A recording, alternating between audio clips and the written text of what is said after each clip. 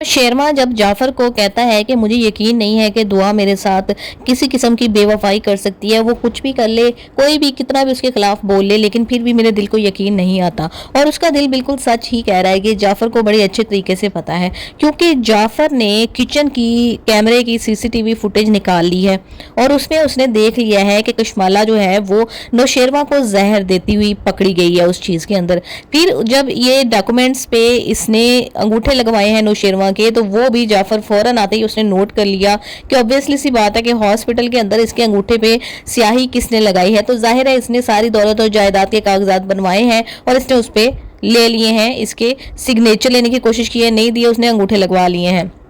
उसके बाद उसने रंगे हाथों इसको सरफराज के साथ बैठे हुए पकड़ा और सरफराज को इसने अपने ज्वेलरी देते हुए पकड़ा, क्योंकि जाहिर सी बात है ये ट्रांजैक्शन नहीं करवा पा रही थी बैंक अकाउंट से। लेकिन अब सरफराज इसको इतना ज़्यादा जलील करेगा कि इसको एक ट्रांजैक्शन उसको करनी ही पड़ेगी और वो आखिरी सबूत होगा इसके अगेंस्ट। सेकेंडली अब दुआ ने इसकी रिकॉर्डिंग कर ली है। सरफराज ने सारी बातें इसलिए दुआ को बता दी कि वो ये समझ रहा है कि दुआ वाकई सही कह रही है और वह इससे शादी करेगी, तो इस झांसे में आकर वो सारी बातें उसको बता देगा और दुआ अपने फोन में रिकॉर्ड करके जब नौशेरमा गजनवी को बताएगी, तो फिर जब वो जाफर से डिस्कस करेगा तो जाफर सारे के सारे सबूत नौशेरमा के सामने रख देगा। अब ये सबूतों में डिले क्यों हो रहा है? ये सिर्फ ड्रामे को डिले करने के लिए किया जा रहा है कि जितनी टीआरपी समेटी जा सकती है, जितना पैसा समेटा जा सकता है, उतना इस ड्रामे को डिले करके ले लिया जाए। तो इसके अलावा इसमें और कुछ भी नहीं है। दूसरा, फिजा के ससुराल में जो उसकी सास है उसको बड़े अच्छे तरीके से अंदाजा हो गया है कि मैंने बहू के ऊपर तो बहुत ही ज्यादा जुल्म और जबर किया, लेकिन